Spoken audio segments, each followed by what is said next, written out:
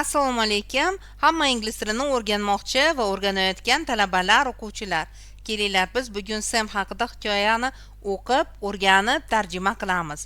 Wake up so'zini o'rganishimiz kerak boshida. Wake up degani uyg'onmoq. Sam wakes up, ya'ni Sam uyg'onmoqda. Bu yerda biz present simple oldik, chunki ko'pchilik boshqa qiyin zamonlarni bilmaydi. He looks around, u atrofga qaramoqda. Mana look around, atrofga qaramoq. What is it? Nima bu? Who is in my room? Mani xonamda kim bor? What is it degani nima bo'lyapti degan ma'noda keladi bu yerda. What is it? Bu nima bu? Nima bo'lyapti degani, shuning uchun mana bunga e'tibor berib olamiz. Keyin he wants to sleep, u uxlashni xohlayapti. Tomorrow is a test. Tomorrow degani ertaga. Ertaga unda test bor.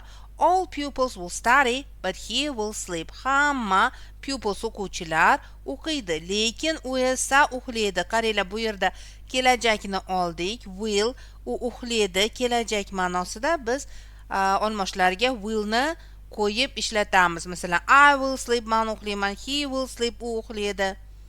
He must close his eyes. U ko'zlarini yumishi kerak.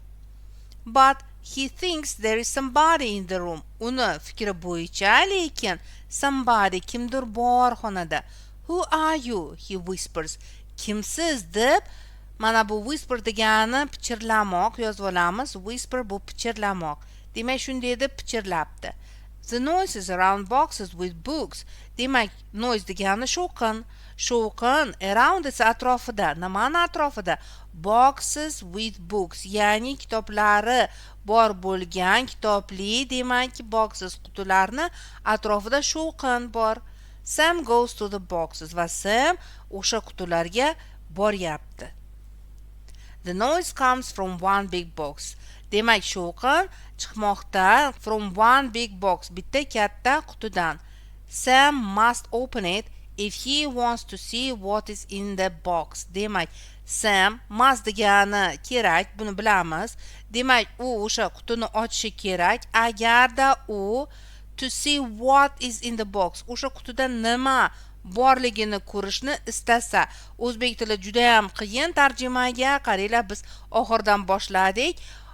Open it, ochishi kerak agar u shu qutida nima borligini bilishni istasa. Mana shunaqangi tarjima. There is a book in the box. U yerda demak kitob bor ekan o'sha qutida. He opens it, uni ochmoqda, and looks at a picture, va rasmga qaramoqda. There is a creature in the picture. U yerda creature degani bu mavjudot. Bu bir qandaydirki bizni dunyoyimizda ko'rib bo'lmaydigan bir mavjudot, maxluqot ekan. Mana shu maxluqot. Birinchi suddenly so'zini o'rganib olaylik. Suddenly degani birdan degani yozib olamiz. Demak, birdan suddenly the creature comes out of the book.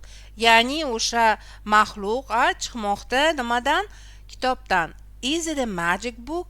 Bu sehrli kitobmi deb so'ramoqda Sam. It stands opposite Sam. Opposite degani qarama qarshisida turibdi Samni.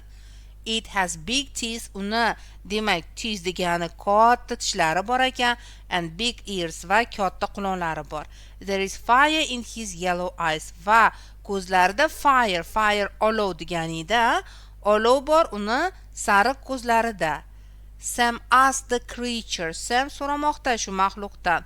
Why are you in my room? Nimaga siz mani xonamdasiz? What do you want? Nimani istaysiz? This is not what I want question. Demak, bu javobi maxluq aytmoqchiki, this is not, bu what I want, man nimani istayman degan savol emas bu yerda. This is the question of what you want. Bu san nima xohlashingni savolidir bu yerda. I come to pupils who don't want to study. Man o'qishni istamaydigan odamlar, o'quvchilarning oldiga kelaman. Demak, san noto'g'ri savol berding. Man xohlagan narsa emas, san nima xohlaganingni savoli bu yerda degan ma'no keltirib chiqardik. What do you want? Nimani istaysan deb yana so'rabdi Sam. Are you Sam? San Sammisan? asked the creature. Creature bu mahluqida. Yes, the boy who doesn't want to study. If it is you, I will take you to my forest. Demak, o'sha o'qishni istamaydigan bolamisan? If it is you, agar bu san bo'lsang, I will take you, man seni olib ketaman to my forest. Forest degani o'rmon yozib olamiz. I won't go with you. Hali oldingida biz willni ko'rdik, bu kelajak edi. Ya'ni o'shanaqa qilaman, I will go, man boraman, I will speak, man gaprashaman. Ana endi I won't esa buni inkori, kelajakdagi inkor. Ya'ni man bormayman san bilan. I don't think it is good idea. Man bu yaxshi fikr deb o'ylamayman. Mana shu I don't think it is good idea ni juda ko'p ishlatishadi. Demak, yodlab olsangiz, u sizga juda ham qulay bo'ladi ishlatishga. No, Sam, this is the best idea. Yo'q, Sam, bu eng zo'r fikr. The best. Eshitgansizlar, ha? Eng zo'r. Children who want to sleep and play can live in my forest. Ya'ni bolalar qaysiki uxlashni demak zo'r bajarsa va o'ynashni zo'r qilishsa, want xohlashsa demak, ular nima meni o'rmonimda yashashlari mumkin.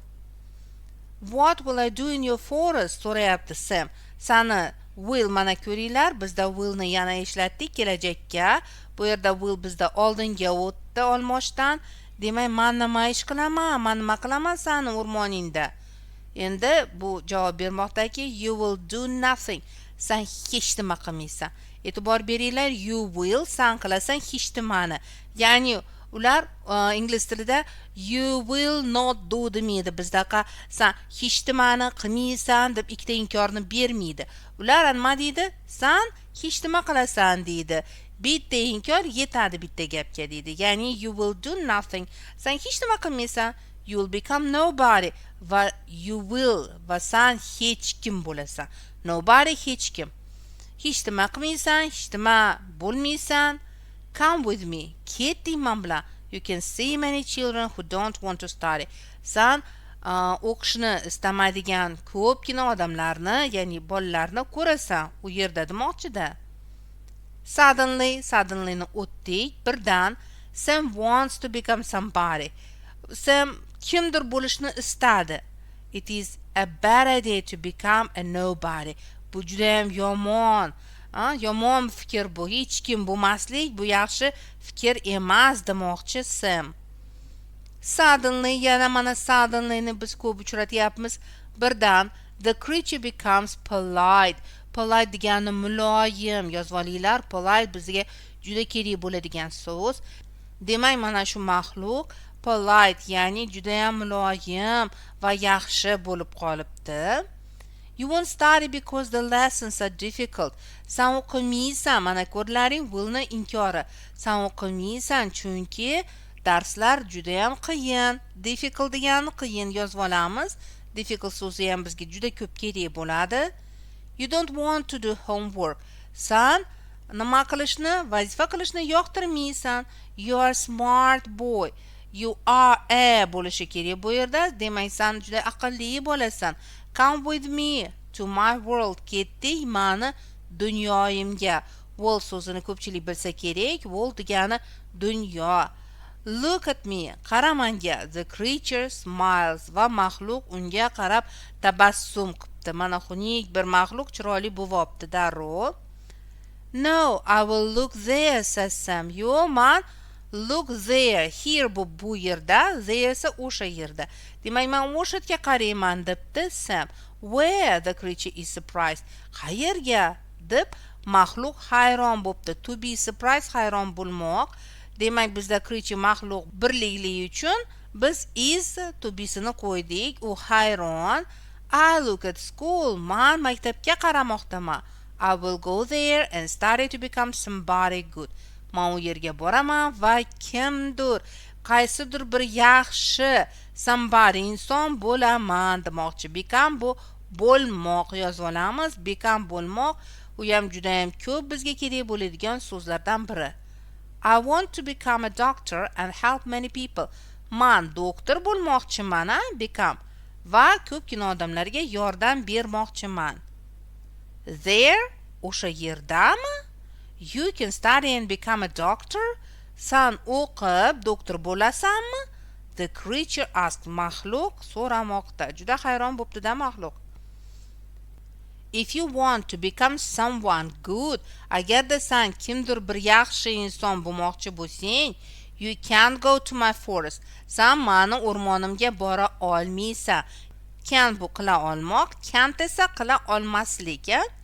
My forest is for children who don't want to study. Mani demak o'rmonim o'qishni istamaydigan odamlar uchundir. Suddenly the creature is small. Yana suddenly so'zi keldi. Demak yodlab olinglar yaxshilab deb yozganmiz buni.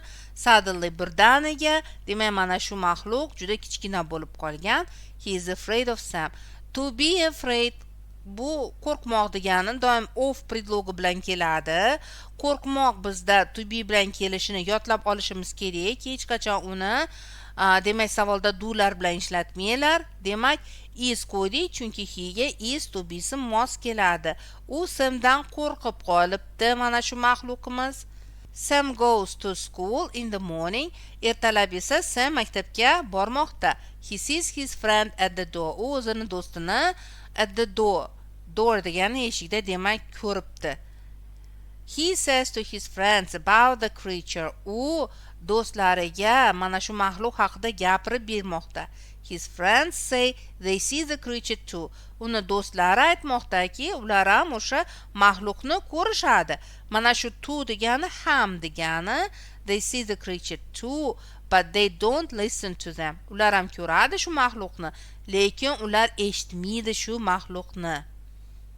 Sam comes into the class. Sam kirmoqda. Come into ichkariga kirmoqda sinfni. He is happy to be at school. U juda ham xursand endi. Now, hozir Sam studies many subjects.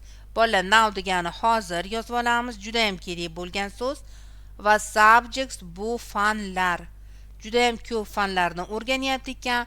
He learns English, Russian, math, ingliz tili, rus tili, matematikani o'rganyapti ekan. Xullas kalom hamma xursand.